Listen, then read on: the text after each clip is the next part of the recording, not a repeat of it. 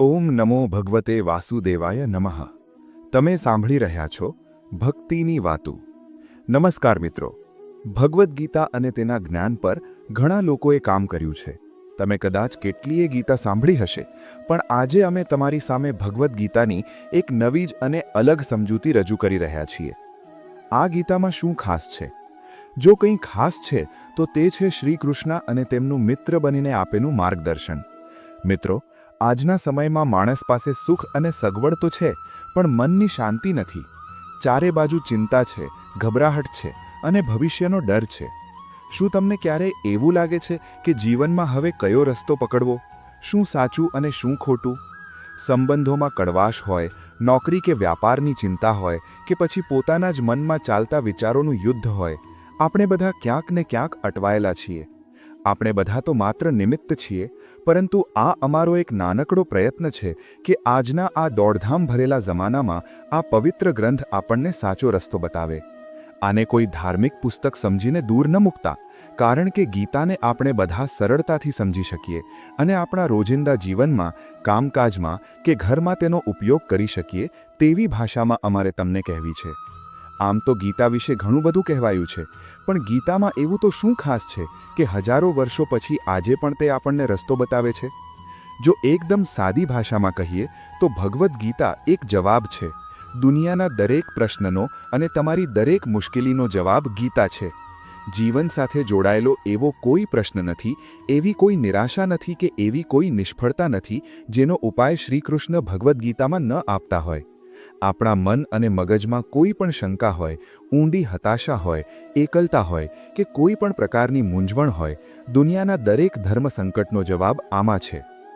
ભગવદ્ ગીતામાં 18 અધ્યાય છે અને દરેક અધ્યાયમાં જીવન જીવવાની કળા છે. અરે ભાઈ, તમે આને વેદ કે ઉપનિષદ સમજીને ડરતા નહીં. એવું ન વિચારતા કે આ તમારી અને મારી સમજથી દૂર છે. આના દરેક અધ્યાય અને શ્લોકમાં તમે તમારી જાતને અર્જુન સમજી લેજો, કારણ કે અર્જુનની દરેક ક્ષણ, દરેક ડર અને દરેક સમસ્યા જોવામાં આવે તો આપણી જ પરેશાની છે. જેવી રીતે અર્જુન કુરુક્ષેત્રના મેદાનમાં ડરી ગયો હતો, તેવી જ રીતે આપણે પણ આપણા જીવનના યુદ્ધમાં ડરી જઈએ છીએ. ક્યારેક હિંમત હારી જઈએ છીએ તો ક્યારેક રડવું આવે છે. બસ આપણી એ જ દરેક પરેશાનીનો ઉકેલ શ્રીકૃષ્ણ બતાવી રહ્યા છે. શ્રીકૃષ્ણને ફક્ત અર્જુનના સારથી ન માનતા, તેમને પોતાના જીવનના સારથી પણ માનજો. તેમના કહ્યા પ્રમાણે જો આપણે ચાલીશું તો હું પૂરા વિશ્વાસ અને દાવા સાથે કહું છું કે આપણે બધી મુશ્કેલીઓને, ભલે તે ગમે તેટલી મોટી હોય, તેને સરળતાથી પાર કરી જઈશું અને એક સફળ જીવન જીવી શકીશું. અહીં જ્ઞાન કે ધર્મગ્રંથની મોટી મોટી અને અઘરી વાતો અમારી સાથે નહીં થાય મિત્રો.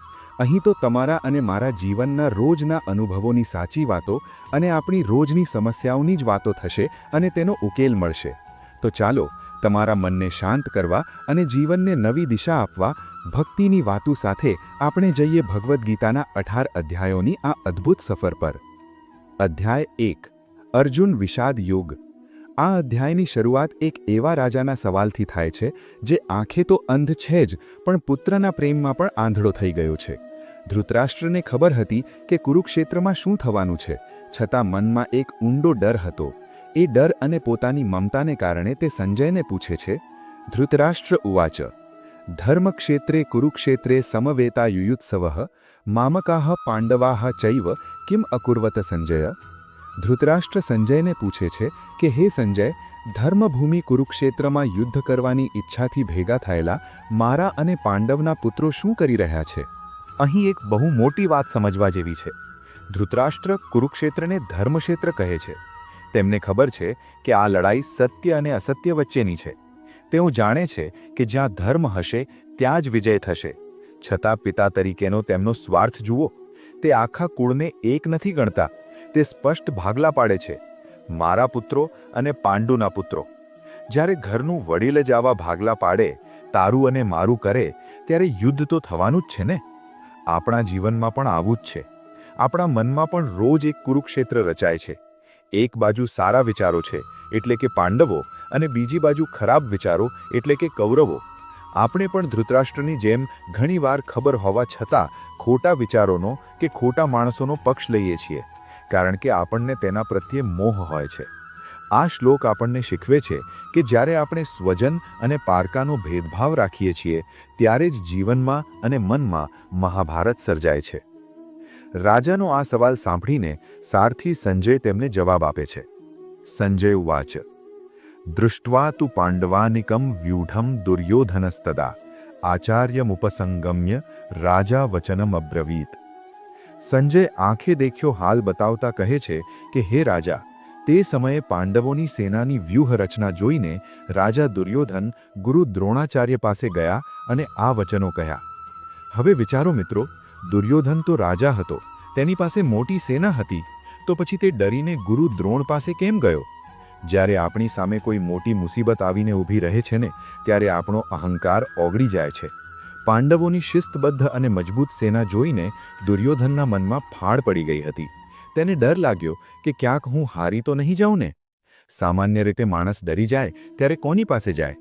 કોઈ વડીલ પાસે અથવા કોઈ જ્ઞાની પાસે. પણ દુર્યોધન અહીં સલાહ લેવા નથી ગયો, તે પોતાની ગભરામણ છુપાવવા અને ગુરુ દ્રોણ ક્યાંક પાંડવો પ્રત્યે કૂણું વલણ ન રાખે તે પાક્કું કરવા ગયો છે. આપણને પણ જ્યારે જીવનમાં કોઈ મોટો પડકાર મળે છે ત્યારે આપણે બેચેન થઈ જઈએ છીએ. ભલે આપણે બહારથી ગમે તેટલા મજબૂત દેખાવાનો દોડ કરીએ, પણ અંદરથી તો દુર્યોધનની જેમ ગભરાયેલા જ હોઈએ છીએ. આ વાત સાબિત કરે છે કે ખોટા રસ્તે ચાલનાર માણસ ગમે તેટલો શક્તિશાળી હોય, અંદરથી તો તે હંમેશા ડરથી ભરેલો જ રહે છે. અને એ ડરમાં તે ગુરુ પાસે જઈને કહે છે, પશ્યૈતામ પાંડુપુત્રાણામ આચાર્ય મહતીમ ચમુમ વ્યૂઢામ દ્રુપદપુત્રેણ તવ શિષ્યેણ ધીમતા. દુર્યોધન ગુરુ દ્રોણાચાર્યને કહે છે કે હે આચાર્ય, તમારા બુદ્ધિશાળી શિષ્ય અને દ્રુપદના પુત્ર ધૃષ્ટદ્યુમન દ્વારા વ્યૂહરચનાથી ગોઠવાયેલી પાંડવોની આ મોટી સેનાને જુઓ. અહીં દુર્યોધન બહુ ચાલાકીથી ગુરુ દ્રોણને ટોણું મારી રહ્યો છે.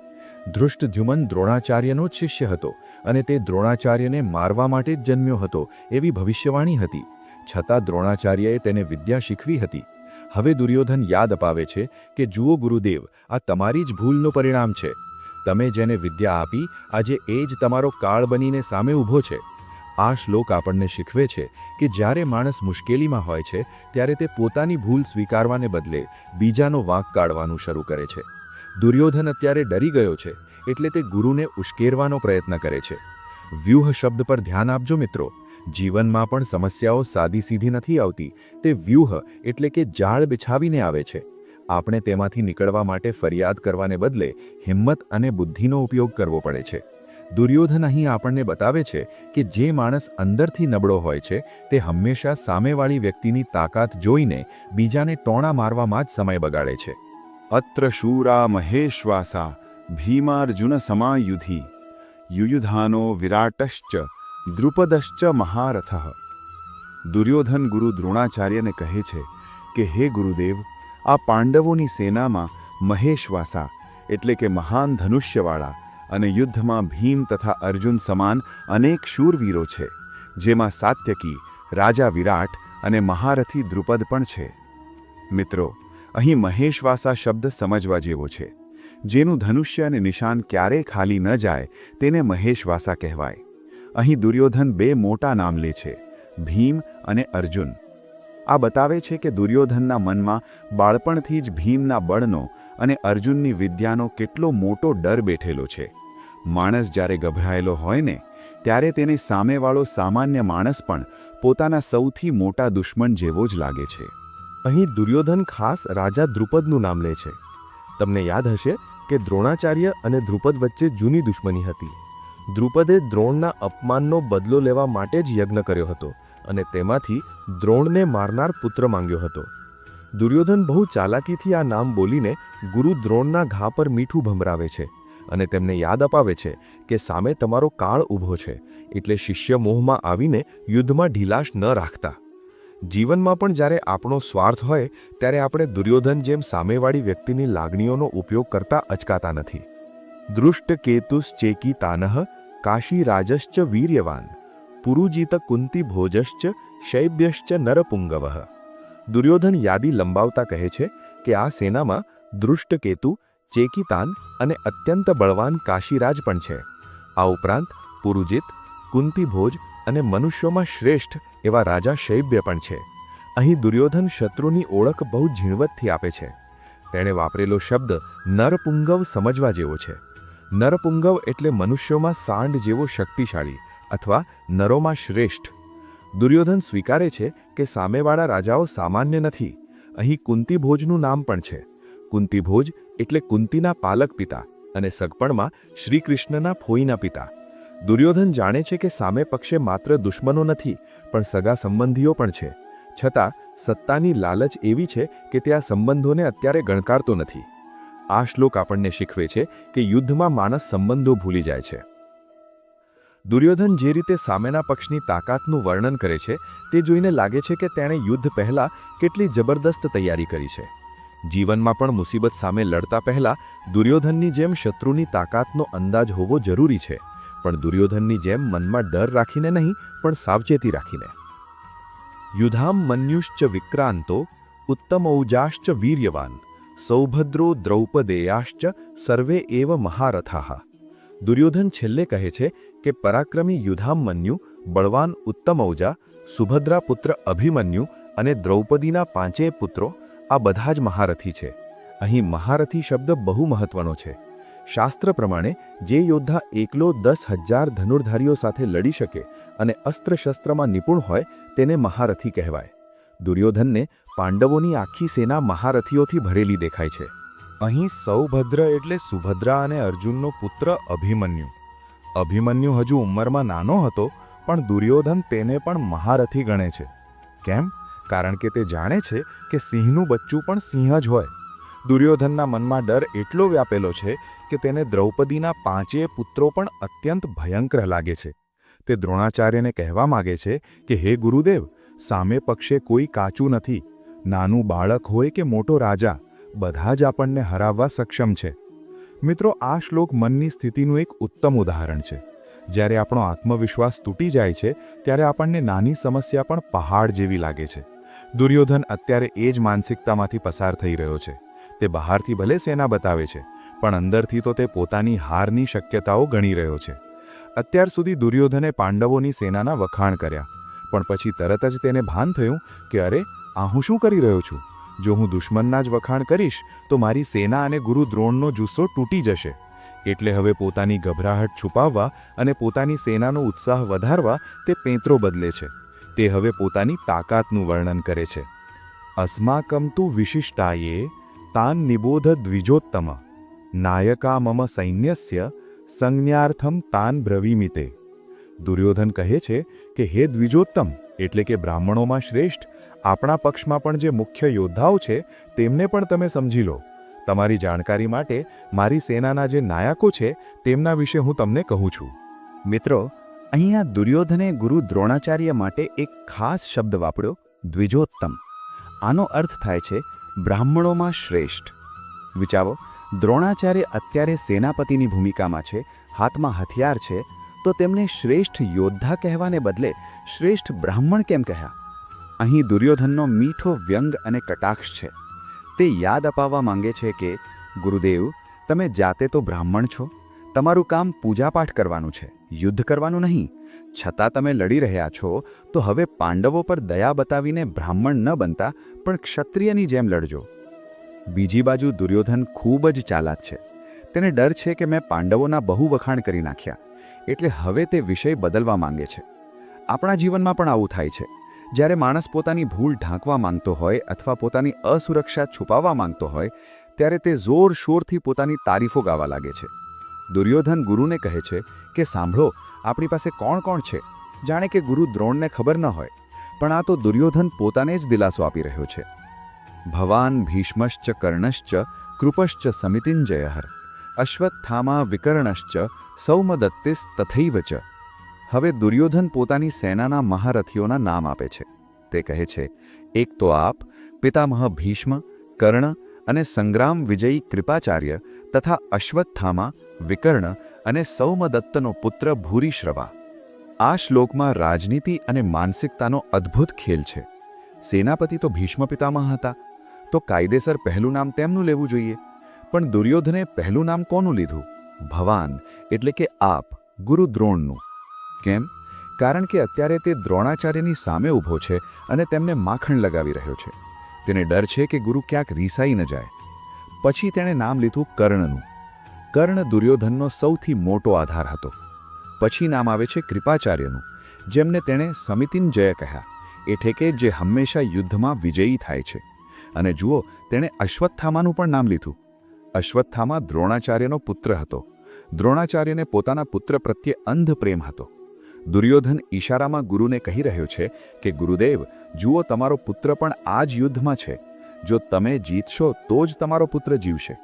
આ એક પ્રકારનું લાગણીઓનું નાટક હતું. અહીં એક નામ બહુ રસપ્રદ છે, વિકર્ણ. વિકર્ણ દુર્યોધનનો ભાઈ હતો, પણ તે પાંડવોનો પક્ષકાર હતો અને દ્રૌપદીના ચીરહરણ વખતે તેણે વિરોધ કર્યો હતો. છતાં તે ભાઈ હોવાના નાતે કૌરવો સાથે લડી રહ્યો હતો. દુર્યોધન તેને યાદ કરે છે. આ બતાવે છે કે મુસીબતના સમયે માણસને પોતાના વિરોધી પણ જો પોતાના પક્ષમાં હોય તો વહાલા લાગે છે. અન્યે ચ બહવઃ શૂરાઃ મદર્થે ત્યક્ત જીવિતાઃ નાના શસ્ત્ર પ્રહરણાઃ સર્વે યુદ્ધ વિશારદાઃ. દુર્યોધન આગળ કહે છે કે આ સિવાય પણ ઘણા શૂરવીરો છે જેઓ મારા માટે પોતાના જીવનનો ત્યાગ કરવા તૈયાર છે. તેઓ અનેક પ્રકારના શસ્ત્રો અને અસ્ત્રો ચલાવવામાં હોશિયાર છે અને બધા જ યુદ્ધ કળામાં નિપુણ છે. મિત્રો, આ શ્લોક દુર્યોધનની સૌથી મોટી કરુણતા અને તેની મૂર્ખતા બંને બતાવે છે. તેણે શબ્દ વાપર્યો મદર્થે ત્યક્ત જીવિતાઃ, એટલે કે મારા માટે જેમણે જીવન ત્યાગી દીધું છે. વ્યાકરણની દ્રષ્ટિએ આ ભૂતકાળ છે, એટલે અજાણતા જ દુર્યોધનના મોઢે સત્ય નીકળી ગયું કે આ બધા યોદ્ધાઓ તો મરેલા જ છે. જે માણસ અધર્મના રસ્તે ચાલે છે તેનો સાથ આપનારા ગમે તેટલા શક્તિશાળી હોય, તેમનો વિનાશ નક્કી જ હોય છે. દુર્યોધન ગર્વથી કહે છે કે આ બધા મારા માટે મરવા તૈયાર છે.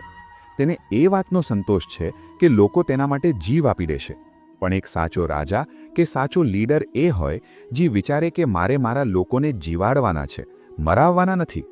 દુર્યોધનનો પ્રેમ માત્ર પોતાના શરીર અને સત્તા પૂરતો છે. બીજાના જીવની તેને કિંમત નથી. તે કહે છે કે તેઓ યુદ્ધ વિશારદ, એટલે કે યુદ્ધમાં હોશિયાર છે. પણ મિત્રો, માત્ર હોશિયારી કે આવડત હોવી પૂરતી નથી. જો તમારી દિશા ખોટી હોય તો તમારી હોશિયારી જ તમને વિનાશ તરફ લઈ જાય છે. કૌરવો પાસે બધું જ હતું, ધન, સત્તા, મોટા યોદ્ધાઓ, પણ તેમની પાસે ધર્મ એટલે કે સાચી સમજણ ન હતી. અને એટલે જ આ ત્યક્ત જીવિતાઃ શબ્દ સાચો પડવાનો હતો. અપર્યાપ્તમ તદસ્માકમ બલમ ભીષ્માભિરક્ષિતમ પર્યાપ્તમ ત્વિદમે તેષામ બલમ ભીમાભિરક્ષિતમ. દુર્યોધને પોતાની સેનાના વખાણ તો કરી લીધા, પણ તેનું મન હજુ શાંત નથી. તેને અંદરથી ક્યાંક ને ક્યાંક એવું લાગે છે કે સામેવાળા પણ ઓછા નથી. હવે તે બંને સેનાઓની સરખામણી કરે છે. દુર્યોધન કહે છે કે ભીષ્મ પિતામહ દ્વારા રક્ષિત આપણી આ સેના અપર્યાપ્ત એટલે કે અત્યંત વિશાળ અને અજેય છે, જ્યારે ભીમસેન દ્વારા રક્ષિત પાંડવોની આ સેના પર્યાપ્ત એટલે કે સીમિત અને જીતી શકાય તેવી છે. મિત્રો, આ શ્લોક દુર્યોધનની માનસિક અસ્થિરતા બતાવે છે. તેણે પોતાની સેનાના સેનાપતિ ભીષ્મ સાથે કોની સરખામણી કરી? પાંડવોના સેનાપતિ તો ધૃષ્ટદ્યુમ્ન હતા, પણ દુર્યોધને નામ લીધું ભીમનું. આ ફરી સાબિત કરે છે કે દુર્યોધનના મગજમાં ભીમનો ડર કેટલો ઊંડો છે. તેને ખબર છે કે ભીમે કૌરવોના 100 ભાઈઓને મારવાની પ્રતિજ્ઞા લીધી છે. બીજું, ભીષ્મ અને ભીમ બંનેના નામ સરખા જેવા લાગે છે, પણ સ્વભાવ અલગ છે. ભીષ્મ ધર્મ અને નિયમથી બંધાયેલા છે, જ્યારે ભીમ જુસ્સા અને ક્રોધથી ભરેલો છે. દુર્યોધન પોતાની જાતને દિલાસો આપે છે કે આપણી સેના મોટી છે, પણ અંદરખાને તે જાણે છે કે સંખ્યાબળ કરતાં મનોબળ વધારે મહત્વનું છે.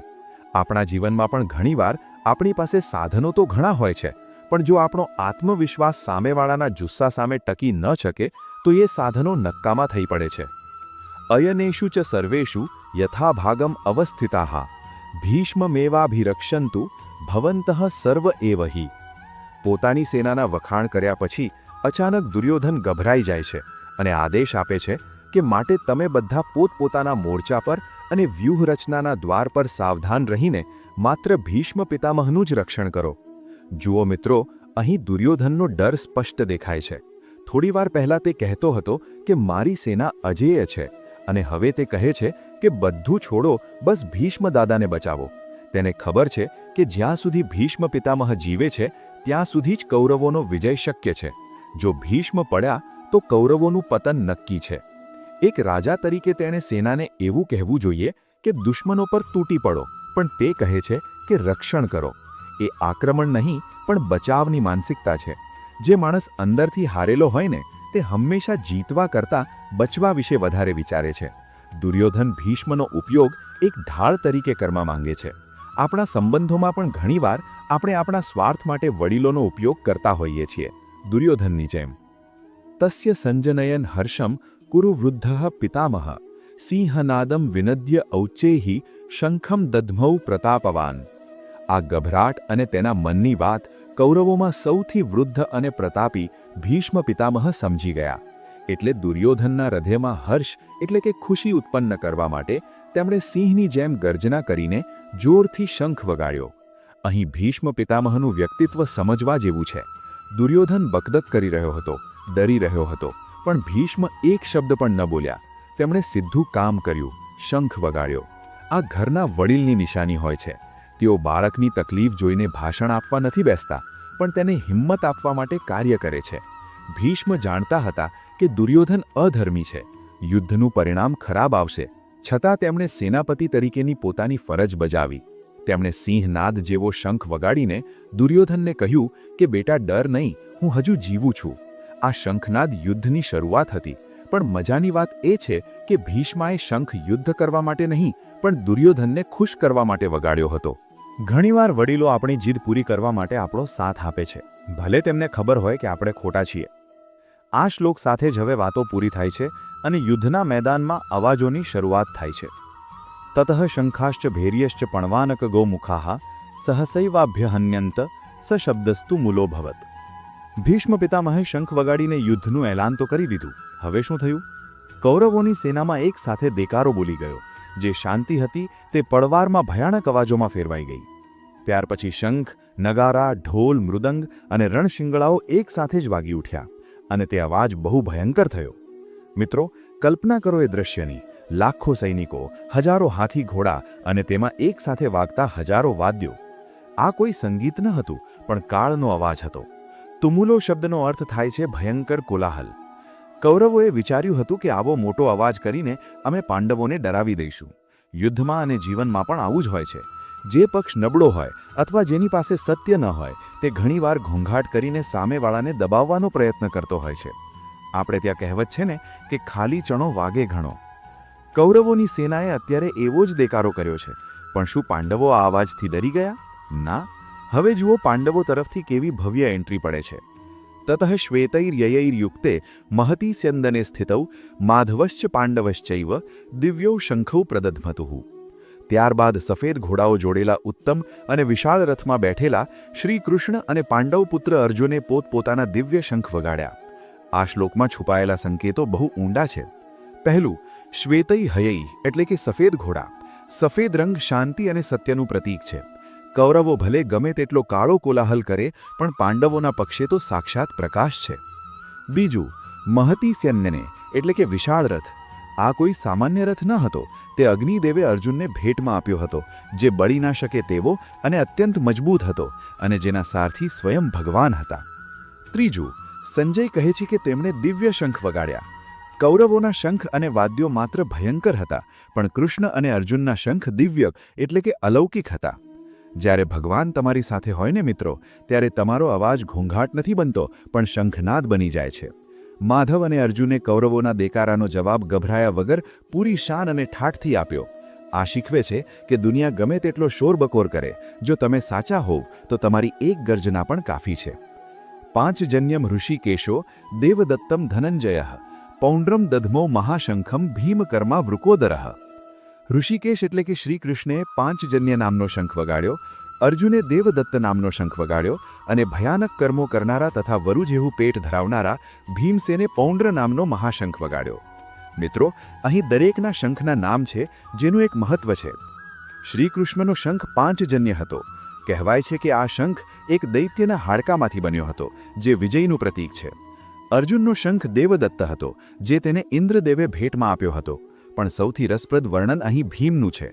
ભીમ માટે બે વિશેષણ વપરાયા છે, ભીમકર્મા અને વૃકોદર. ભીમકર્મા એટલે જે ડરામણા અને અઘરા કામો કરે છે તે, જે સામાન્ય માણસ ન કરી શકે, અને વૃકોદર એટલે જેની ભૂખ વરુ જેવી છે. ભીમ માત્ર ખાવામાં જ નહીં પણ દુશ્મનોને પચાવવામાં પણ પાવરધો હતો. તેનો શંખ પણ તેના જેવો જ વિશાળ કદનો હતો. જ્યારે ભીમ જેવા યોદ્ધા પૂરી તાકાતથી શંખ ફૂંકે ત્યારે સામેવાળાની છાતીના પાટિયા બેસી જ જાય ને. આ શંખનાદ માત્ર અવાજ ન હતો પણ એક ચેતવણી હતી કે કૌરવો ચેતી જજો, હવે ધર્મનો વિજય અને અધર્મનો નાશ શરૂ થઈ ચૂક્યો છે. જીવનમાં જ્યારે આપણે કોઈ શુભ કામ કે સંઘર્ષની શરૂઆત કરીએ ત્યારે આપણો આત્મવિશ્વાસ પણ ભીમના શંખ જેવો મજબૂત હોવો જોઈએ. અનંત વિજયમ રાજા કુંતીપુત્ર યુધિષ્ઠિરઃ નકુલશ્ચ સહદેવશ્ચ સુઘોષો મણિપુષ્પકૌ. ભીમ અને અર્જુનના શંખનાદ પછી હવે પાંડવોના સૌથી મોટા ભાઈ અને ધર્મના પ્રતીક એવા રાજા યુધિષ્ઠિર અને તેમના નાના ભાઈઓનો વારો હતો.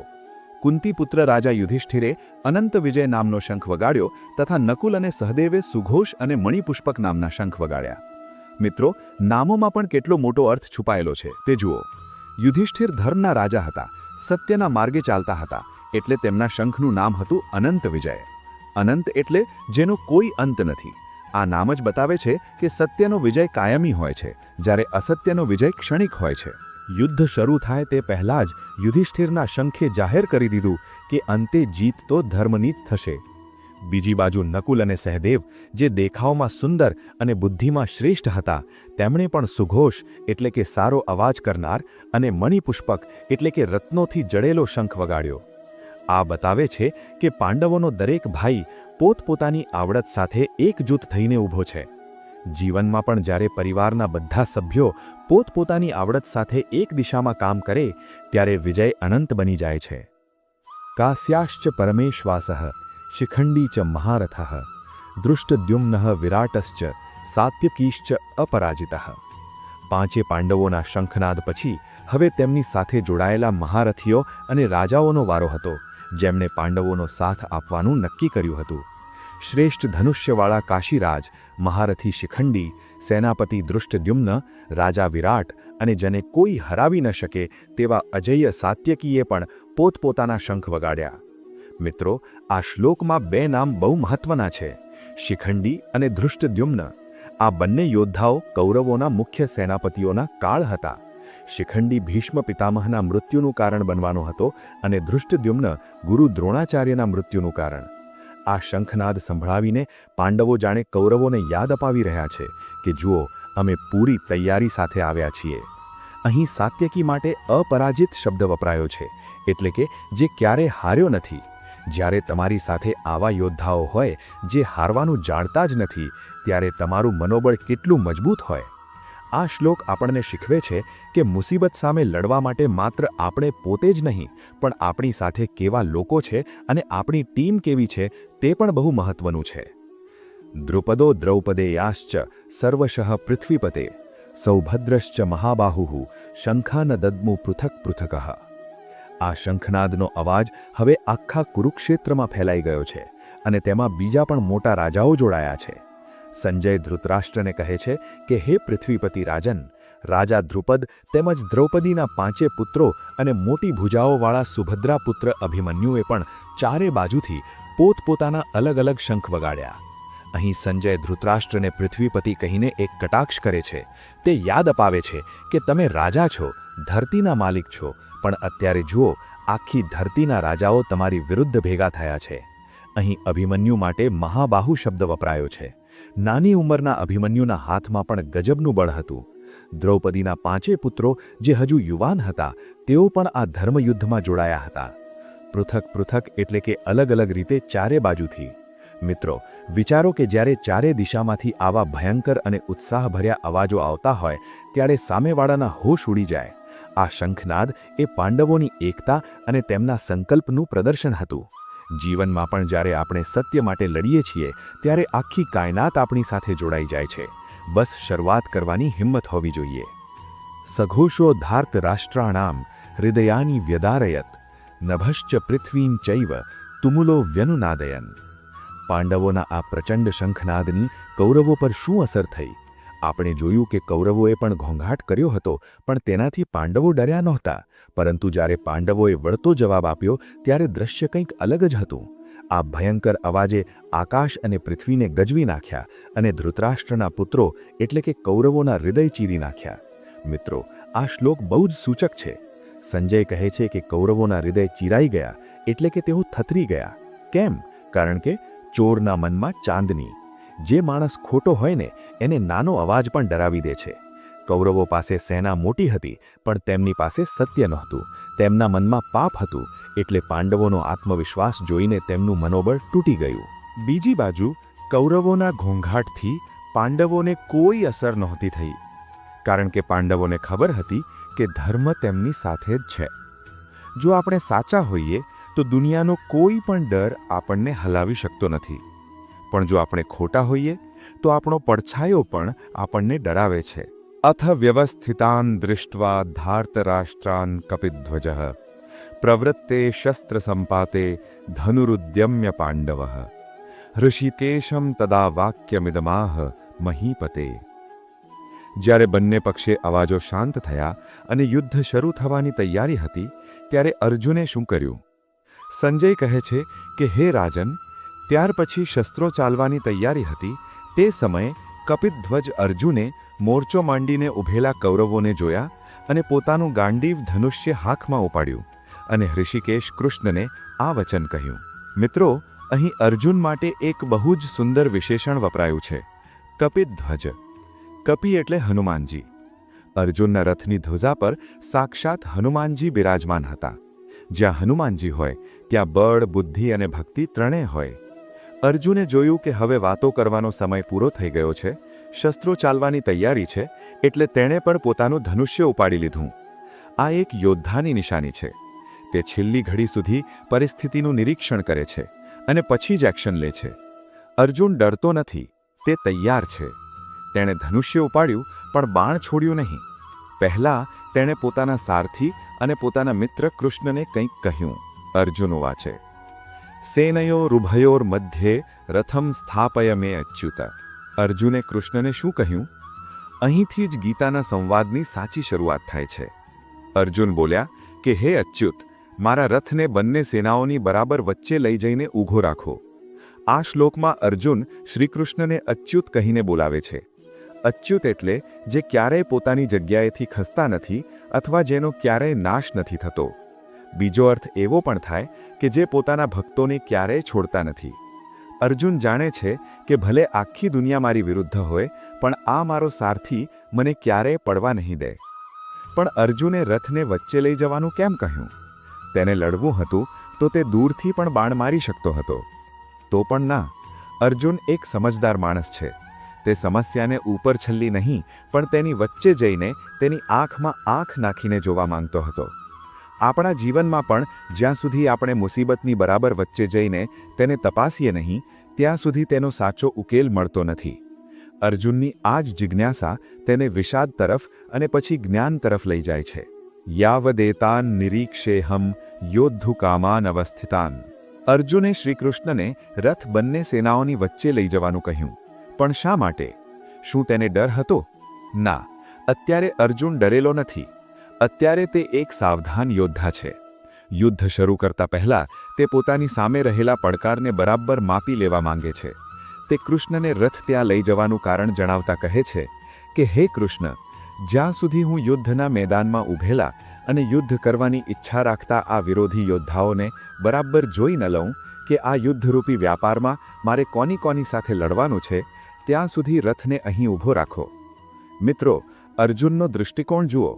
તે યુદ્ધને રણસમુદ્યમ કહે છે, એટલે કે યુદ્ધરૂપી ઉદ્યોગ અથવા વ્યાપાર. જેવી રીતે કોઈ વ્યાપારી નવો ધંધો શરૂ કરતા પહેલા બજારની તપાસ કરે, નુકસાન અને ફાયદાનો વિચાર કરે, તેવી જ રીતે અર્જુન પણ જોવા માંગે છે કે મારી સામે ટક્કર લેવા કોણ આવ્યું છે. તે આંખ બંધ કરીને તીર નથી છોડવા માંગતો. આપણા જીવનમાં પણ આ બહુ જરૂરી છે. જ્યારે કોઈ મોટી પરીક્ષા હોય, કોઈ મોટો નિર્ણય હોય કે કોઈ સમસ્યા હોય, ત્યારે અર્જુનની જેમ આપણે પણ થોડીવાર અટકીને પરિસ્થિતિની વચ્ચે ઊભા રહીને તેનું નિરીક્ષણ કરવું જોઈએ. મારે કોની સાથે લડવાનું છે, આ સવાલનો જવાબ મળે પછી જ લડાઈ શરૂ કરાય. અર્જુનની આ સાવધાની જ તેને એક શ્રેષ્ઠ યોદ્ધા બનાવે છે. યોત્સ્યમાનાનવેક્ષેયહમ યે એતે યત્ર સમાગતાઃ ધાર્તરાષ્ટ્રસ્ય દુર્બુદ્ધેઃ યુદ્ધે પ્રિય ચિકિર્ષવઃ. અર્જુન માત્ર યોદ્ધાઓને નહીં પણ તેમની માનસિકતા પણ જાણવા માગે છે. તેને નવાઈ લાગે છે કે દુર્યોધન જેવા અધર્મીનો સાથ આપવા કોણ કોણ આવ્યું. અર્જુન કહે છે કે દુર્બુદ્ધિ દુર્યોધનનું યુદ્ધમાં ભલું કરવાની ઈચ્છાથી જેઓ અહીં ભેગા થયા છે તે યુદ્ધ કરવા તલપાપ થયેલા રાજાઓને હું જોવા માગું છું. અહીં અર્જુને દુર્યોધન માટે દુર્બુદ્ધિ શબ્દ વાપર્યો છે. દુર્બુદ્ધિ એટલે જેની બુદ્ધિ ભ્રષ્ટ થઈ ગઈ છે, જે સારા નરસાનો ભેદ ભૂલી ગયો છે. અર્જુનને ખબર છે કે આ યુદ્ધ દુર્યોધનની જિદ્દ અને લાલચનું પરિણામ છે, પણ તેને આશ્ચર્ય એ વાતનું છે કે બીજા રાજાઓ જેઓ સમજદાર છે તેઓ પણ આ અધર્મના કામમાં દુર્યોધનને ખુશ કરવા માટે આવ્યા છે. અર્જુન એ જોવા માગે છે કે સ્વાર્થ કે ઉપકારના દબાણમાં આવીને માણસ કેટલો નીચે પડી શકે કે તે સત્યનો સાથ છોડી દે. મિત્રો, જીવનમાં પણ આપણને આવા લોકો મળે છે જે દુર્યોધન જેવા દુર્બુદ્ધિ હોય, પણ દુઃખની વાત એ છે કે ઘણા સારા લોકો પણ તેમનો સાથ આપતા હોય છે. અર્જુન પોતાની નજરે આ કડવું સત્ય જોવા માંગતો હતો. સંજય ઉવાચ એવ મુક્તો હૃષિકેશઃ ગુડાકેશેન ભારત સેનયોરુભયોર્મધ્યે સ્થાપયિત્વા રથોત્તમમ. અર્જુનની આ આજ્ઞા સાંભળીને ભગવાને શું કર્યું? શું તેમણે ના પાડી? ના. સંજય ધૃતરાષ્ટ્રને ભગવાનની વિનમ્રતાનું વર્ણન કરતા કહે છે કે હે ભરતવંશી રાજા, ગુડાકેશ અર્જુન દ્વારા આમ કહેવામાં આવતા ઋષિકેશ શ્રીકૃષ્ણે તે શ્રેષ્ઠ રથને બંને સેનાઓની વચ્ચે લઈને ઊભો રાખ્યો. અહીં બે નામ બહુ ખાસ છે. અર્જુન માટે ગુડાકેશ વાપરવામાં આવ્યું છે. ગુડાકેશ એટલે જેણે ઊંઘ અને આળસ પર વિજય મેળવ્યો છે. જે જાગૃત છે તે જ ભગવાનને આદેશ આપી શકે છે. અને શ્રીકૃષ્ણ માટે ઋષિકેશ વાપરવામાં આવ્યું છે, એટલે કે જે બધી જ ઇન્દ્રિયોના સ્વામી છે. વિચારો મિત્રો, જે આખા જગતનો નાથ છે તે એક ભક્તનો સારથી બનીને તેની આજ્ઞાનું પાલન કરે છે. ભગવાને રથને ક્યાં ઊભો રાખ્યો? સેનયોરુભયોર મધ્યે, એટલે કે બંને સેનાની બરાબર વચ્ચે. અને રથ કેવો હતો? રથોત્તમમ, એટલે કે રથોમાં શ્રેષ્ઠ. ભગવાને રથ એવી જગ્યાએ ઊભો રાખ્યો જ્યાંથી અર્જુનને બધું જ સ્પષ્ટ દેખાય. ભગવાન જાણે છે કે અર્જુનને અત્યારે સત્ય જોવાની જરૂર છે, ભલે તે સત્ય કડવું હોય. ઘણીવાર ઈશ્વર આપણને એવી પરિસ્થિતિમાં લાવીને મૂકે છે જ્યાં આપણે ન ગમતી વાસ્તવિકતાનો સામનો કરવો પડે, કારણ કે ત્યાંથી જ આપણી ખરી પરીક્ષા શરૂ થાય છે. ભીષ્મ દ્રોણ પ્રમુખતઃ સર્વેષાં ચ મહીક્ષિતામ ઉવાચ પાર્થ પશ્યૈતાન સમવેતાન કુરુનીતિ. શ્રીકૃષ્ણે અર્જુનના કહેવાથી રથ તો ઊભો રાખ્યો, પણ ક્યાં ઊભો રાખ્યો? એ જગ્યાની પસંદગીમાં જ ભગવાનની એક મોટી લીલા છુપાયેલી હતી. ભગવાને રથને કોઈ સામાન્ય સૈનિકની સામે નહીં, પણ ભીષ્મ પિતામહ અને ગુરુ દ્રોણાચાર્યની સામે તથા બીજા તમામ રાજાઓની સામે ઊભો રાખ્યો. રથ ઊભો રાખીને શ્રીકૃષ્ણે કહ્યું કે હે પાર્થ, અહીં ભેગા થયેલા આ કૌરવોને જો. મિત્રો, આ શ્લોકમાં ભગવાનની ચતુરાઈ અને સમજણ જુઓ. તેમણે રથ જાણી જોઈને ભીષ્મ પિતામહ, જેમના ખોળામાં અર્જુન રમ્યો હતો, અને ગુરુ દ્રોણાચાર્ય, જેમણે અર્જુનને ધનુર્વિદ્યા શીખવી હતી, તેમની બરાબર સામે ઊભો રાખ્યો. ભગવાન જાણતા હતા કે અર્જુનની સૌથી મોટી નબળાઈ આ બે વ્યક્તિઓ જ છે. જો રથ દુર્યોધનની સામે ઊભો હોત તો કદાચ અર્જુનને ગુસ્સો આવત અને તે યુદ્ધ કરત, પણ અહીં તો પ્રેમ અને આદર સામે આવી ગયો. વળી ભગવાને અર્જુનને એમ ન કહ્યું કે જો તારા શત્રુઓને, પણ એમ કહ્યું કે જો આ કૌરવોને. કૌરવ એટલે અર્જુનનો પોતાનો પરિવાર. ભગવાન એક જ વાક્યથી અર્જુનને યાદ અપાવે છે કે તું જેની સામે લડવા આવ્યો છે તે કોઈ પારકા નથી, પણ તારા પોતાના જ ભાઈઓ છે. આ એક જ ક્ષણે અર્જુનની અંદર રહેલા યોદ્ધાને હલાવી દીધો અને તેની અંદર રહેલા સ્વજનને જગાડી દીધો. તત્રા પશ્યત સ્થિતાન પાર્થઃ પિતુલનથ પિતામહાન આચાર્યાન માતુલાન ભ્રાતॄન પુત્રાન પૌત્રાન સખીંસ્તથા. ભગવાનનો ઇશારો સમજીને જેવી નજર ફેરવી તેનું આખું વિશ્વ બદલાઈ ગયું. થોડીવાર પહેલાં તેને દુશ્મનો દેખાતા હતા, હવે તેને માત્ર સંબંધો દેખાય છે. ત્યાં પાર્થે બંને પક્ષની સેનાઓમાં ઊભેલા કાકાઓને, દાદાઓને, ગુરુઓને, મામાઓને, ભાઈઓને, પુત્રોને, પૌત્રોને તથા મિત્રોને જોયા. મિત્રો, આ શ્લોક અર્જુનની બદલાતી મનોસ્થિતિનું વર્ણન છે. અર્જુન યુદ્ધના મેદાનમાં આવ્યો હતો મારવા માટે, પણ હવે તે ગણતરી કરવા બેઠો છે સંબંધોની. તેને સામે કોઈ સૈનિક નથી દેખાતો. તેને ભીષ્મમાં દાદાનો પ્રેમ દેખાય છે, દ્રોણમાં ગુરુનું જ્ઞાન દેખાય છે, શલ્યમાં મામાનો સ્નેહ દેખાય છે, અને કૌરવોમાં ભાઈનો નાતો દેખાય છે. જ્યારે આપણી સામે આપણી પ્રિય વ્યક્તિ ઊભી હોય ને ત્યારે તેના હાથમાં રહેલી તલવાર નથી દેખાતી, પણ તેનો ચહેરો દેખાય છે. અર્જુન પણ અત્યારે એ જ લાગણીઓના વંટોળમાં ફસાઈ ગયો છે. તેને સમજાય છે કે આ યુદ્ધ જીતવા માટે મારે મારા જ ભૂતકાળને, મારા જ બાળપણને અને મારા જ લોહીને વહેવડાવવું પડશે. આ વિચાર માત્રથી કઠણમાં કઠણ માણસ પણ પીગળી જાય. શ્વશુરાન સુહૃદશ્ચૈવ સેનયોરુભયોરપી તાન સમીક્ષ્ય સ કૌન્તેયઃ સર્વાન બંધૂનવસ્થિતાન. અર્જુનની નજર માત્ર સામેના પક્ષે જ નથી અટકતી, તે બંને પક્ષે જુએ છે અને તેને સમજાય છે કે આ યુદ્ધનું પરિણામ ભયંકર આવવાનું છે. તેણે બંને સેનાઓમાં ઊભેલા સસરાઓને અને મિત્રોને પણ જોયા. તે કુંતીપુત્ર અર્જુન આ રીતે યુદ્ધ માટે ઊભેલા તે બધા જ પોતાના બાંધવોને જોઈને અહીં વાત અધૂરી રહે છે, જે હવે પછીના શ્લોકમાં અર્જુનના વિષાદ તરીકે બહાર આવશે. પણ અહીં સમજવા જેવી વાત એ છે કે અર્જુને સેનયોરુભયોરપી એટલે કે બંને સેનાઓમાં જોયું. તેને સમજાયું કે મરનારા કોઈ પણ હોય, નુકસાન તો પરિવારનું જ છે. જો પાંડવો મરે તો પણ તેના ભાઈઓ છે અને કૌરવો મરે તો પણ તેના ભાઈઓ છે. સુહૃદ એટલે એવો મિત્ર જે બદલામાં કશાની આશા રાખ્યા વગર ભલું કરે. અર્જુનને બંને બાજુ આવા જીગરજાન મિત્રો દેખાયા, જેઓ એકબીજાને કાપવા તૈયાર હતા. આ દ્રશ્ય જોઈને અર્જુનનો મોહ જાગી ઉઠ્યો. મિત્રો, જીવનમાં સૌથી અઘરી લડાઈ એ હોય છે જ્યારે સામે કોઈ આપણું પોતાનું હોય. ત્યારે સાચું શું અને ખોટું શું એનો નિર્ણય લેવો બહુ જ મુશ્કેલ બની જાય છે. અર્જુન હવે એ જ ધર્મસંકટમાં ફસાઈ ગયો છે.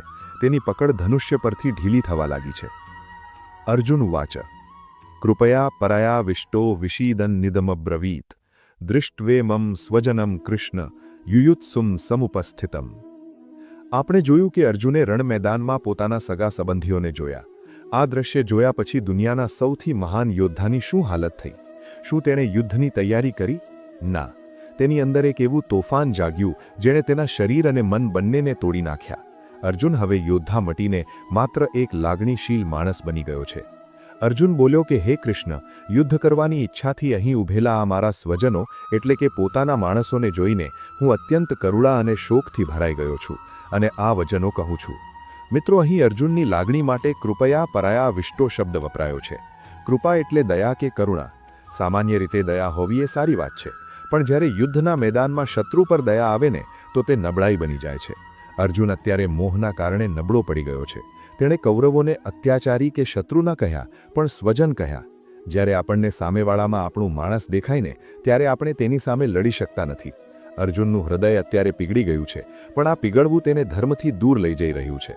તેને ચિંતા થાય છે કે હું મારા જ ભાઈઓને કેવી રીતે મારું. આ વિચાર માત્રથી તેના શરીર પર શું અસર થઈ તે હવે તે વર્ણવે છે. સીદંતી મમ ગાત્રાણી મુખમ ચ પરિશુષ્યતે વેપથુશ્ચ શરીરે મે રોમહર્ષશ્ચ જાયતે. અર્જુન કહે છે કે હે કૃષ્ણ, મારા અંગો શિથિલ થઈ રહ્યા છે એટલે કે ઢીલા પડી રહ્યા છે. મારું મોઢું સુકાઈ રહ્યું છે. મારા શરીરમાં કંપારી એટલે કે ધ્રુજારી છૂટી રહી છે અને મારા શરીરના રૂવાણા ઊભા થઈ ગયા છે. વિચારો મિત્રો, આ તે જ અર્જુન છે જેણે મહાદેવ સાથે યુદ્ધ કર્યું હતું, જેણે અનેક રાક્ષસોને હરાવ્યા હતા. આજે તેની આવી હાલત કેમ? આને કહેવાય ગભરામણ. જ્યારે મન પર કોઈ મોટો બોજ આવે કે આપણે કોઈ મોટી મૂંઝવણમાં ફસાઈ જઈએ ત્યારે શરીર સાથ છોડવા માંડે છે. અર્જુન કોઈ કાયર નથી, પણ અત્યારે તે જે પરિસ્થિતિમાં છે ત્યાં તેની હિંમત તૂટી રહી છે. મોઢું સુકાવવું અને હાથ પગ ધ્રુજવા આ ડરની નિશાનીઓ છે. પણ આ ડર મૃત્યુનો નથી. આ ડર પાપ કરવાનો અને પોતાનાઓને ગુમાવવાનો છે. જ્યારે લાગણીઓ હદથી વધારે વધી જાય ત્યારે મજબૂતમાં મજબૂત માણસ પણ અર્જુનની જેમ ભાંગી પડે છે. ગાંડીવમ સ્રંસતે હસ્તાત ત્વક્ચૈવ પરિદહ્યતિ ન ચ શક્નોમ્યવસ્થાતુમ ભ્રમતીવ ચ મે મનઃ. અર્જુન આગળ પોતાની વેદના ઠાલવતા કહે છે કે મારા હાથમાંથી મારું ગાંડીવ ધનુષ્ય સરી રહ્યું છે અને મારી ચામડી પણ બળી રહી છે. મારું મન એટલું ભમી રહ્યું છે કે હું હવે અહીં ઊભો રહેવા માટે પણ સમર્થ નથી. આ શ્લોક અર્જુનની હતાશાની પરાકાષ્ઠા છે. ગાંડીવ અર્જુનનું અભિમાન હતું, તેની શક્તિ હતી. તેણે ક્યારેય સપનામાં પણ હાથમાંથી ગાંડીવ છૂટવા નહોતું દીધું. પણ આજે એ ધનુષ્ય તેને પકડવું ભારે લાગે છે. કેમ? કારણ કે ધનુષ્ય હવે તેને રક્ષક નહીં પણ પોતાના જ ભાઈઓનો હત્યારો લાગે છે. મિત્રો, જ્યારે આપણને આપણું કામ કે આપણી ફરજ ખોટી લાગવા માંડે ને ત્યારે આપણા હાથમાંથી હથિયાર છૂટી જાય છે. અર્જુન કહે છે ભ્રમતી વચ મે મનઃ એટલે કે મારું મન ચક્કરાવે ચડી ગયું છે. તેને હવે શું કરવું અને શું ન કરવું કશું સમજાતું નથી. તે રથમાં બેસી જવા માંગે છે. આ સ્થિતિ આપણા બધાના જીવનમાં ક્યારેક ને ક્યારેક આવે છે, જ્યારે આપણે સાચા અને ખોટાની વચ્ચે એવા અટવાઈ જઈએ કે આપણું મગજ કામ કરવાનું બંધ કરી દે. અર્જુનની આ લાચારી જ હવે તેને શ્રીકૃષ્ણના શરણમાં લઈ જશે. નિમિત્તાની ચ પશ્યામી વિપરીતાની કેશવ ન ચ શ્રેયોનું પશ્યામી હત્વા સ્વજનમ મા હવે. અર્જુનની હાલત તો આપણે જોઈ. તેનું શરીર ધ્રુજી રહ્યું છે, ગાંડીવ હાથમાંથી છૂટી રહ્યું છે. પણ હવે અર્જુન માત્ર શારીરિક તકલીફની વાત નથી કરતો. હવે તે પોતાની બુદ્ધિ દોડાવે છે. તે પોતાની પીછેહટને સાચી સાબિત કરવા માટે તર્ક આપે છે અને શ્રીકૃષ્ણને ભવિષ્યના ડર વિશે જણાવે છે. અર્જુન કહે છે કે હે કેશવ, મને લક્ષણો એટલે કે શુકન પણ વિપરીત દેખાઈ રહ્યા છે અને યુદ્ધમાં પોતાના સ્વજનોને મારીને મને કોઈ કલ્યાણ પણ દેખાતું નથી. મિત્રો, અહીં અર્જુન શ્રીકૃષ્ણને કેશવ કહે છે. કેશવ એટલે કેશી નામના રાક્ષસને મારનાર.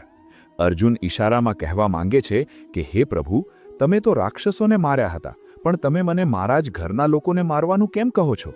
અર્જુન કહે છે કે મને ખરાબ શુકન દેખાય છે. જ્યારે માણસનું મન ડરી જાય ને, ત્યારે તેને કુદરતમાં પણ અમંગલ જ દેખાય છે. તેને બધું ઊંધું જ દેખાય છે. અર્જુન કહે છે કે સ્વજનોને મારીને શ્રેય એટલે કે કલ્યાણ કેવી રીતે થાય? આપણને પણ જીવનમાં ઘણીવાર એવું થાય છે કે સફળતા તો મળતી હોય, પણ જો એ સફળતા કોઈકને દુઃખી કરીને મળવાની હોય તો મન ડંખે છે. અર્જુનને અત્યારે એવું જ લાગે છે કે લોહીથી ખરડાયેલું વિજય કોઈ કામનો નથી. ન કાંક્ષે વિજયમ કૃષ્ણ ન ચ રાજ્યમ સુખાની ચ કિમ નો રાજ્યેન ગોવિંદ કિમ ભોગૈઃ જીવિતેન વા. અર્જુન હવે હતાશામાં ત્યાં સુધી કહી દે છે કે તેને જીત કે રાજપાટ કશાની જરૂર નથી. અર્જુન કહે છે કે હે કૃષ્ણ, હું વિજય નથી ઈચ્છતો, મને રાજ્ય નથી જોઈતું અને સુખ પણ નથી જોઈતું. હે ગોવિંદ, આપણે આવા રાજ્યથી શું કામ? આવા ભોગવિલાસથી શું? કે આ જીવનથી પણ શો ફાયદો? આ શ્લોક અર્જુનનો વૈરાગ્ય બતાવે છે, પણ આ સ્મશાન વૈરાગ્ય જેવો છે, જે ડરના કારણે આવ્યો છે. અર્જુન શ્રીકૃષ્ણને ગોવિંદ એટલે કે ગાયો અને ઇન્દ્રિયોના પાલક કહીને સંબોધે છે. તે પૂછે છે કે જેના માટે આપણે આ બધું કરીએ છીએ એ જ જો નહીં રહે તો આ રાજ્ય કોને બતાવવાનું? મિત્રો, આ બહુ મોટો જીવન મંત્ર છે. આપણે આખી જિંદગી દોડાદોડી કરીએ છીએ, પૈસા કમાઈએ છીએ, પણ કોના માટે? પરિવાર માટે. અને જો એ પરિવાર જ સાથે ન હોય તો એ મહેલ જેવું ઘર કે કરોડો રૂપિયા શું કામના? અર્જુનને અત્યારે એ જ સત્ય સમજાય છે કે સ્વજનો વગરનું સિંહાસન પણ સ્મશાન જેવું લાગે છે. યેષામર્થે કાંક્ષિતમ નો રાજ્યમ ભોગાહ સુખાની ચ તે ઇમે અવસ્થિતા યુદ્ધે પ્રાણાસ્ત્યક્ત્વા ધનાની ચ. અર્જુન પોતાની વાતને સાબિત કરવા માટે આગળ દલીલ કરે છે કે હું કોના માટે આ યુદ્ધ લડું? અર્જુન કહે છે કે આપણે જેમલા માટે રાજ્ય, ભોગ અને સુખની ઈચ્છા રાખીએ છીએ તે જ લોકો અહીં ધન અને જીવનની આશા છોડીને યુદ્ધમાં ઊભા છે. જુઓ, આ ગુરુજનો, કાકાઓ, પુત્રો અને તે જ રીતે દાદાઓ, મામાઓ, સસરાઓ, પૌત્રો અને બીજા સગા સંબંધીઓ અહીં મરવા માટે તૈયાર છે. અહીં અર્જુનની દલીલ બહુ તાર્કિક લાગે છે. તે કહે છે કે મારે રાજ્ય જોઈતું હતું તો આ બધાને સુખ આપવા માટે જોઈતું હતું, પણ આ લોકો તો સામે ઊભા છે અને એ પણ જીવ આપવા માટે, તો પછી હું રાજા બનીને શું કરીશ? મિત્રો, અર્જુનની આ મૂંઝવણ આપણને પણ સ્પર્શે છે. ઘણીવાર આપણે આપણા બાળકો કે પરિવારના ભવિષ્ય માટે એટલું બધું કામ કરીએ છીએ કે આપણે તેમને સમય જ નથી આપી શકતા. આપણે તેમના જ માટે કમાઈએ છીએ અને તેમને જ ગુમાવી દઈએ છીએ. અર્જુન અત્યારે તે જ વિચારે છે કે જો મારે મારા ગુરુ અને દાદાને મારીને ગાદી મળવાની હોય તો એવી ગાદીને મારે આગ લગાડવી છે. એતાન ન હંતુમિચ્છામિ ઘ્નતો અપી મધુસૂદન અપી ત્રૈલોક્ય રાજ્યસ્ય હેતુર કિમનું મહી કૃતે. અને છેલ્લે અર્જુન પોતાની વાતનો નિચોડ આપતા કહે છે કે ભલે મને ત્રણેય લોકનું રાજ્ય મળે તો પણ હું આ પાપ નહીં કરું. અર્જુન કહે છે કે હે મધુસૂદન, મને મારવા છતાં પણ હું આ લોકોને મારવા ઈચ્છતો નથી, તો પછી માત્ર આ પૃથ્વીના રાજ્ય માટે તો વાત જ શું કરવી? અરે, ત્રણેય લોકના રાજ્ય માટે પણ હું આ કામ નહીં કરું. શ્રીકૃષ્ણને અર્જુન મધુસૂદન કહે છે, એટલે કે મધુ નામના દૈત્યને મારનાર. તે કહે છે કે કૃષ્ણ, તમે દૈત્યને માર્યો હતો, પણ આ મારી સામે ઊભા છે તે દૈત્યો નથી, મારા ભાઈઓ છે. ભલે તેઓ મને મારી નાખે, હું હસતા મુખે મરી જઈશ, પણ હું તેમના પર હાથ નહીં ઉપાડું. આને કહેવાય મોહની પરાકાષ્ઠા. અર્જુન અત્યારે અહિંસાની વાત કરે છે, પણ આ સાચી અહિંસા નથી. આ તો કાયરતા છે, જે પ્રેમના રૂપમાં બહાર આવી છે. અર્જુન એમ માને છે કે સહન કરી લેવું અને મરી જવું સારું, પણ સામેવાળાને મારવું નહીં. પણ શું અધર્મને ચાલવા દેવું એ ધર્મ છે? આ પ્રશ્નનો જવાબ ભગવાન તેને આગળ આપશે. પણ અત્યારે તો અર્જુન ત્યાગની મૂર્તિ બનીને ઊભો છે. નિહત્ય ધાર્તરાષ્ટ્રાન્નઃ કા પ્રીતિ સ્યાદ જનાર્દન પાપ મે વાશ્રયે દસ્માન હત્વૈતાના તતાયિનઃ. અર્જુન હવે પોતાની વાતનો એક નવો વળાંક આપે છે. અત્યાર સુધી તે લાગણીની વાત કરતો હતો. હવે તે પાપ અને પુણ્યનો હિસાબ માંડે છે. તેને ડર છે કે જો તે આ યુદ્ધ કરશે તો તેને નરકમાં જવું પડશે. તે શ્રીકૃષ્ણને પૂછે છે કે આવા આતતાયી એટલે કે ગુનેગાર હોવા છતાં તેમને મારીને આપણને શું મળશે? અર્જુન કહે છે કે હે જનાર્દન, ધૃતરાષ્ટ્રના પુત્રોને મારીને આપણને શું પ્રસન્નતા થશે? આ આતતાઈઓને મારીને આપણને તો માત્ર પાપ જ લાગશે. મિત્રો, અહીં અર્જુને કૌરવો માટે એક બહુ કડક શબ્દ વાપર્યો છે, આતતાઈ. શાસ્ત્રોમાં આતતાઈ કોને કહેવાય? જે આગ લગાવે, ઝહેર આપે, હાથમાં તલવાર લઈને મારવા દોડે, ધન લૂંટી લે, જમીન પચાવી પાડે અથવા પરાઈ સ્ત્રીનું અપહરણ કરે. કૌરવોએ પાંડવો સાથે આ બધું જ કર્યું હતું. લાક્ષાગૃહમાં આગ લગાવી હતી, ભીમને ઝહેર આપ્યું હતું અને દ્રૌપદીનું અપમાન કર્યું હતું. શાસ્ત્ર કહે છે કે આતતાઈને મારવામાં કોઈ પાપ નથી. છતાં અર્જુન કહે છે કે ના, અમને પાપ લાગશે. કેમ? કારણ કે તે આતતાઈ હોવાની સાથે સાથે તેના ભાઈઓ પણ છે. અર્જુન શ્રીકૃષ્ણને જનાર્દન કહે છે, એટલે કે જે લોકોનું ભલું કરે છે અને દુષ્ટોનો નાશ કરે છે. અર્જુન પૂછે છે કે પ્રભુ, તમે તો લોકોનું રક્ષણ કરો છો, તો પછી મને મારા જ કુળનો નાશ કરવાનું કેમ કહો છો? અર્જુનની આ દલીલ બતાવે છે કે જ્યારે મોહ હોય ને ત્યારે માણસ સ્પષ્ટ દેખાતા ન્યાયને પણ અન્યાય માનવા લાગે છે. તસ્માન નાર્હા વયમ હંતુમ ધાર્તરાષ્ટ્રાન સ્વબાંધવાન સ્વજનમ હિ કથમ હત્વા સુખિનઃ સ્યામ માધવ. હવે અર્જુન પોતાની સરખામણી કૌરવો સાથે કરે છે અને પોતાને વધારે સમજદાર ગણાવે છે. તે કહે છે કે તેથી હે માધવ, પોતાના જ બાંધવ એવા ધૃતરાષ્ટ્રના પુત્રોને મારવા માટે આપણે યોગ્ય નથી, કારણ કે પોતાના જ કુટુંબને મારીને આપણે કેવી રીતે સુખી થઈશું? અર્જુન માધવને કૃષ્ણ કહે છે, જેનો એક અર્થ લક્ષ્મીપતિ અથવા માયાપતિ થાય છે. અર્જુન કહે છે કે તમે તો માયાના સ્વામી છો, તમને ખબર છે કે સુખ ક્યાં છે, તો તમે જ કહો કે શું પરિવારની લાશો ઉપર મહેલ બનાવીને કોઈ સુખી થઈ શકે? અર્જુન અહીં એક બહુ મોટી ભૂલ કરી રહ્યો છે. તે માને છે કે માત્ર શારીરિક સંબંધો એટલે કે સ્વજન હોવું એ જ સર્વસ્વ છે. તે ભૂલી જાય છે કે જ્યારે સ્વજન જ અધર્મ કરે તો તે સ્વજન મટીને શત્રુ બની જાય છે.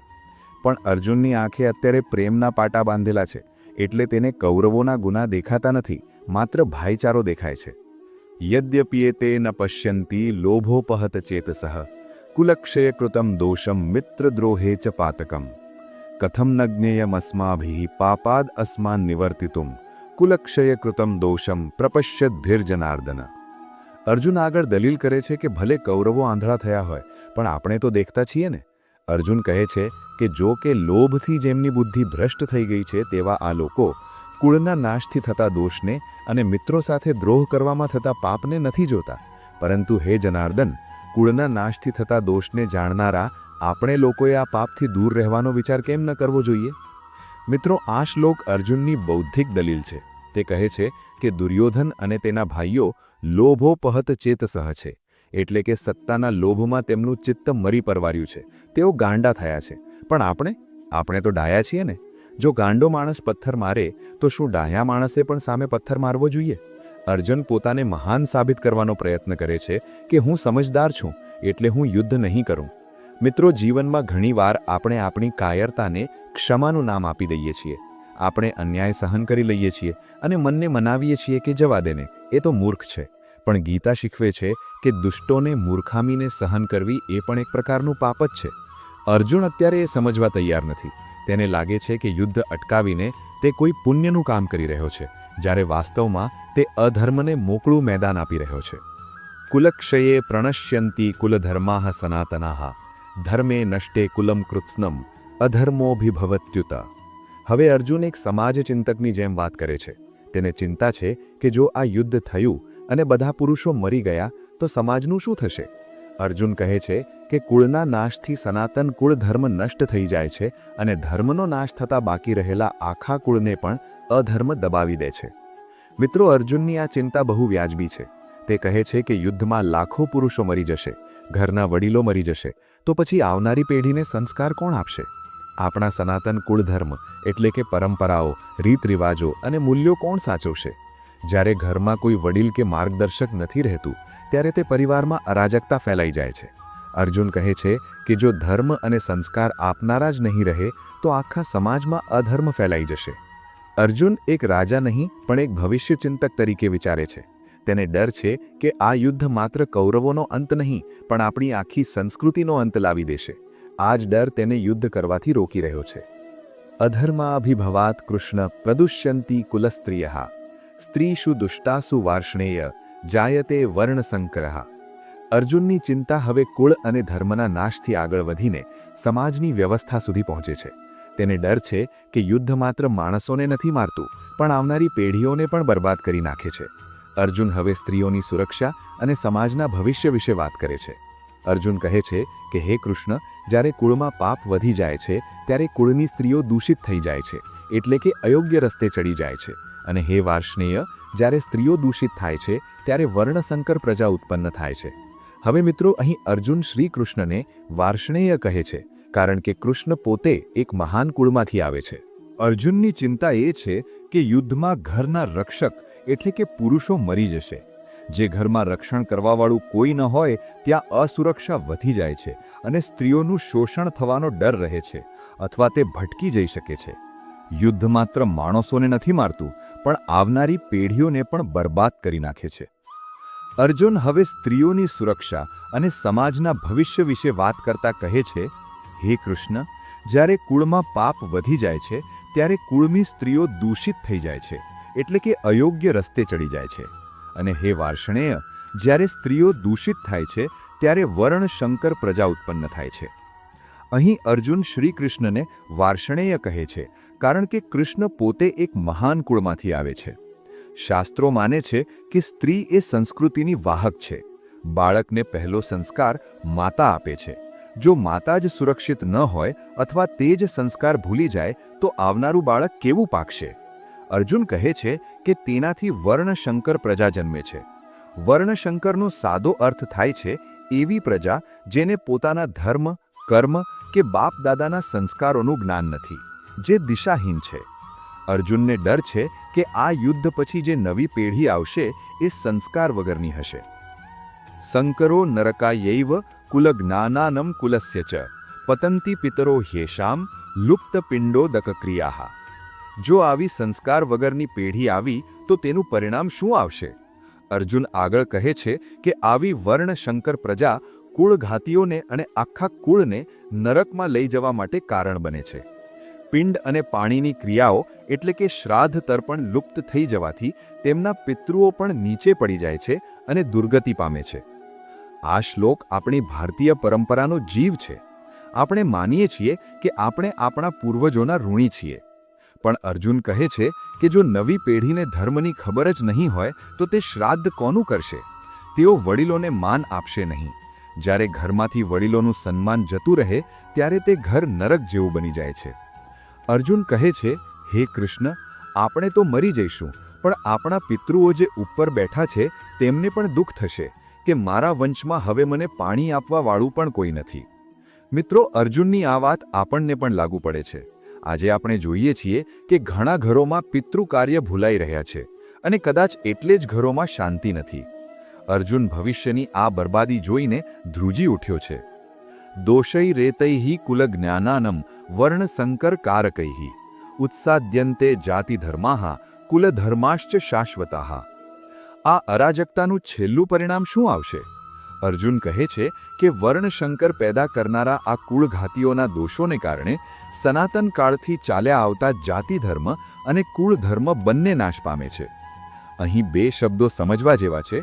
જાતિધર્મ એટલે કે સમાજ પ્રત્યેની આપણી ફરજ અને કુળધર્મ એટલે કે પરિવારના રીત રિવાજો. અર્જુન કહે છે કે યુદ્ધ એક બોમ્બ જેવું છે જે ફૂટે છે ત્યારે માત્ર અત્યારના લોકોને નથી મારતું પણ વર્ષોથી ચાલી આવતી પરંપરાઓને પણ ખતમ કરી નાખે છે. જ્યારે સમાજમાં કોઈ નિયમ ન રહે, કોઈ મર્યાદા ન રહે ત્યારે માણસ જાનવર જેવો થઈ જાય છે. અર્જુન દલીલ કરે છે કે શું એક જમીનના ટુકડા માટે આપણે આપણી આખી સંસ્કૃતિનો નાશ કરી નાખવો જોઈએ? એની નજરમાં આ સોદો બહુ મોંઘો છે. તે શ્રી કૃષ્ણને સમજાવવા માંગે છે કે હું યુદ્ધથી ભાગતો નથી, પણ હું તો ધર્મને બચાવવા માંગુ છું. પણ શું ખરેખર અર્જુન ધર્મ બચાવી રહ્યો છે કે મોહમાં ફસાયો છે? એ તો ભગવાન આગળ કહેશે, પણ અત્યારે તો અર્જુન પોતાની દલીલોથી પૂરો મક્કમ લાગે છે. ઉત્સન્ન કુલધર્માણમ મનુષ્યાણામ જનાર્દના નરકે નિયતમ વાસો ભવતી ત્યનુશુશ્રુમા. અર્જુનની દલીલો હવે એક આખરી નિષ્કર્ષ પર પહોંચે છે. તેને પાપનો ડર એટલો લાગે છે કે હવે તે નરકની વાતો કરે છે. તેને ખાતરી થઈ ગઈ છે કે આ યુદ્ધનું પરિણામ માત્ર દુઃખ અને નરક જ છે. અર્જુન કહે છે કે જેમના કુળધર્મ નાશ પામ્યા છે તેવા મનુષ્યોનો નિવાસ હંમેશા નરકમાં જ થાય છે, એવું આપણે સાંભળ્યા આવ્યા છીએ. મિત્રો, અહીં અર્જુન અનુશુશ્રુમ શબ્દ વાપરે છે, એટલે કે અમે સાંભળ્યું છે. તે કોઈ શાસ્ત્રનો હવાલો નથી આપતો, પણ લોકવાયકા અથવા પરંપરાની વાત કરે છે. ડરેલો માણસ હંમેશા નકારાત્મક વાતો જ જલ્દી માની લેતો હોય છે. અર્જુન કહે છે કે હે કૃષ્ણ, વડીલો કહેતા હતા કે જે પોતાના કુળનો નાશ કરે તેને મર્યા પછી પણ શાંતિ નથી મળતી, તે નરકમાં ભટકે છે. અર્જુનને અત્યારે જીવતા લોકોની ચિંતા તો છે જ, પણ મર્યા પછી શું થશે એનો ડર પણ સતાવી રહ્યો છે. જ્યારે માણસ વર્તમાનમાં નિર્ણય લેવામાં ડરતો હોય ત્યારે તે ભવિષ્યના કાલ્પનિક ડર ઊભા કરીને છટકવાની કોશિશ કરતો હોય છે. અહો બત મહત પાપમ કર્તુમ વ્યવસિતા વયમ યદ્રાજ્ય સુખ લોભેન હંતુમ સ્વજનમ ઉદ્યતાહ. પોતાની દલીલો પૂરી કર્યા પછી અર્જુનને અચાનક પોતાની જાત પર ગુસ્સો આવે છે અને પસ્તાવો થાય છે. અર્જુન અત્યંત દુઃખ સાથે કહે છે કે અરે રે, અહો બત એટલે કે અત્યંત ખેદ છે. કેટલા શોકની વાત છે કે આપણે બુદ્ધિશાળી હોવા છતાં મહાન પાપ કરવા તૈયાર થઈ ગયા છીએ. માત્ર રાજ્ય અને સુખના લોભના કારણે આપણે આપણા જ સ્વજનોને મારવા માટે તૈયાર થયા છીએ. આ શ્લોકમાં અર્જુનનો આત્મધિક્કાર બહાર આવે છે. અહોબત શબ્દનો અર્થ થાય છે અત્યંત ખેદ અથવા અફસોસ. અર્જુન વિચારે છે કે દુર્યોધન તો મૂર્ખ છે, પણ આપણે તો સમજદાર પાંડવો છીએ ને, તો પછી આપણે પણ લોભમાં આવીને આવું મોટું પાપ કેવી રીતે વિચારી શકીએ? મિત્રો, આત્મનિરીક્ષણ સારી વાત છે, પણ જ્યારે તે હદ બહાર જાય ત્યારે તે અપરાધ ભાવ બની જાય છે. અર્જુન અત્યારે એ જ અપરાધ ભાવમાં દબાઈ ગયો છે. તેને લાગે છે કે આ યુદ્ધ ધર્મ માટે નહીં, પણ માત્ર રાજ્ય સુખ લોભેન એટલે કે ગાદીના લોભ માટે થઈ રહ્યું છે. તેની વિવેક બુદ્ધિ અત્યારે કામ નથી કરતી કે આ લડાઈ લોભની નહીં, પણ અધિકાર અને ન્યાયની છે. યદિ મામ અપ્રતિકારમ અશસ્ત્રમ શસ્ત્રપાણયઃ ધાર્તરાષ્ટ્રાહ રણે હન્યુ તન્મે ક્ષેમતરમ ભવેત. આ પશ્ચાતાપ અર્જુનને એટલી હદે લઈ જાય છે કે હવે તે મરવા માટે તૈયાર થઈ જાય છે. તે યુદ્ધના મેદાનમાં હથિયાર હેઠા મૂકી દેવાની વાત કરે છે. અર્જુન કહે છે કે જો પ્રતિકાર ન કરતા એટલે કે સામનો ન કરતા અને શસ્ત્ર વગરના મને હાથમાં શસ્ત્ર ધારણ કરેલા ધૃતરાષ્ટ્રના પુત્રો રણમાં મારી નાખે તો તે મરવું પણ મારા માટે વધારે કલ્યાણકારી હશે. વિચારો મિત્રો, દુનિયાનો શ્રેષ્ઠ ધનુર્ધર શું બોલી રહ્યો છે? તે કહે છે કે હું સામનો નહીં કરું, ભલે કૌરવો મને મારી નાખે. તે મરવા તૈયાર છે, પણ મારવા નહીં. તેને લાગે છે કે જો હું મરી જઈશ તો યુદ્ધ અટકી જશે અને બધા બચી જશે. આને ત્યાગ કહેવો કે પલાયન? ઉપર છેલ્લી રીતે જોઈએ તો આ ત્યાગ લાગે, પણ વાસ્તવમાં આ જવાબદારીમાંથી ભાગવાની વૃત્તિ છે. ઘણીવાર જીવનમાં મુસીબતો એટલી વધી જાય કે માણસને લાગે કે હું જ ખસી જાઉં તો સારું. અર્જુનની હાલત અત્યારે એવી જ છે. તે શારીરિક રીતે જીવિત છે, પણ માનસિક રીતે હારી ચૂક્યો છે. સંજય ઉવાચ એવ મુક્ત્વા અર્જુનઃ સંખ્યે રથોપસ્થ ઉપાવિશત વિસૃજ્ય સશરમ ચાપમ શોક સંવિઘ્ન માનસઃ. અને છેલ્લે સંજય આ પહેલા અધ્યાયનો અંત કરતા ધૃતરાષ્ટ્રને જણાવે છે કે અર્જુને શું કર્યું. સંજય કહે છે કે યુદ્ધના મેદાનમાં આ પ્રમાણે કહીને શોકથી વ્યાકુળ મનવાળા અર્જુન બાણ સહિત પોતાના ધનુષ્યનો ત્યાગ કરીને રથના પાછળના ભાગમાં બેસી ગયા. મિત્રો, કલ્પના કરો એ દ્રશ્યની. બંને સેનાઓ તૈયાર ઊભી છે. શંખ વાગી ચૂક્યા છે. બધા અર્જુનના આદેશની રાહ જોઈ રહ્યા છે. અને બરાબર એ સમયે અર્જુન પોતાનું ગાંડીવ ધનુષ્ય નીચે ફેંકી દે છે અને રથમાં માથું પકડીને બેસી જાય છે. રથોપસ્થ એટલે રથની બેઠક. એક યોદ્ધા જ્યારે યુદ્ધના મેદાનમાં હથિયાર છોડી દઈને બેસી જાય ત્યારે તે તેની સૌથી મોટી હાર ગણાય. અર્જુન હાર્યો નથી દુશ્મનથી, પણ તે હાર્યો છે પોતાના મનથી. શોક સંવિઘ્ન માનસઃ એટલે કે તેનું મન શોકથી ભરાઈ ગયું છે. અહીં પહેલો અધ્યાય પૂરો થાય છે. એક નાટ્યાત્મક વળાંક પર વાર્તા અટકે છે. હવે શું થશે? શું કૃષ્ણ રથ પાછો વાળી લેશે? શું અર્જુન કાયર ગણાશે? આ સવાલોના જવાબ હવે પછીના અધ્યાયમાં મળશે, જ્યાં ભગવાન શ્રી કૃષ્ણ અર્જુનનો હાથ અને મન બંને પકડશે. મિત્રો, આ હતું ભગવદ્ ગીતાનો પ્રથમ અધ્યાય, અર્જુન વિષાદ યોગ. તમે સાંભળ્યું ને? દુનિયાનો સૌથી તાકતવર યોદ્ધા પણ આજે રડતી આંખે અને ધ્રુજતા હાથે બેઠો છે.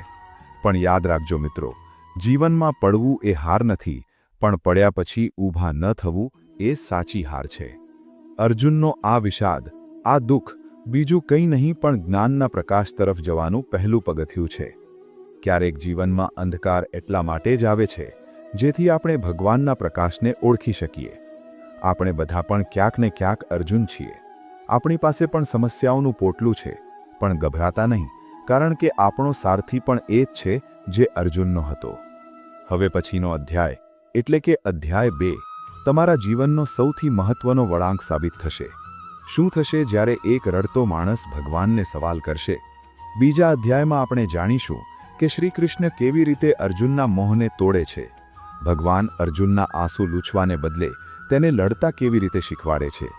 જીવનમાં જ્યારે બધું જ ખત્મ થઈ ગયું હોય ત્યારે ફરીથી શૂન્યમાંથી સર્જન કેવી રીતે કરવું તેના જવાબો તમને આવતા અધ્યાયમાં મળશે. અમને અને અમારી ચેનલ ભક્તિની વાતોને તમારા પર પૂરો ભરોસો છે કે તમે આ જ્ઞાન યાત્રામાં અમારી સાથે છેક સુધી જોડાયેલા રહેશો. અમે વચન આપીએ છીએ કે આગળના દરેક અધ્યાયમાં અમે તમારા માટે જીવન જીવવાની એવી ચાવીઓ લઈને આવીશું જે તમારી મુશ્કેલીઓને સરળ બનાવી દેશે. આ અમૂલ્ય જ્ઞાન માત્ર ભક્તિની વાતો ચેનલના માધ્યમથી તમારા સુધી પહોંચતું રહેશે. જો તમને આજના પ્રયાસમાંથી થોડી પણ હિંમત મળી હોય, જો તમને લાગ્યું હોય કે આ વાત તમારા દિલ સુધી પહોંચી છે, તો કૃપા કરીને આ માહિતીને પસંદ કરજો અને તમારા સ્નેહીજનો સાથે વહેંચજો. ગીતાના જ્ઞાનનો દીવો ઘરે ઘરે પ્રગટાવવા માટે ભક્તિની વાતો ચેનલ સાથે અત્યારે જ જોડાઈ જાઓ, જેથી શ્રી કૃષ્ણનો અવાજ સૌથી પહેલા તમારા સુધી પહોંચે. ફરી મળીશું એક નવી ઉર્જા અને નવા જ્ઞાન સાથે. ત્યાં સુધી તમારી સંભાળ રાખજો. ભક્તિની વાતો ચેનલ સાથે જોડાયેલા રહેવા બદલ આભાર. જય શ્રી કૃષ્ણ.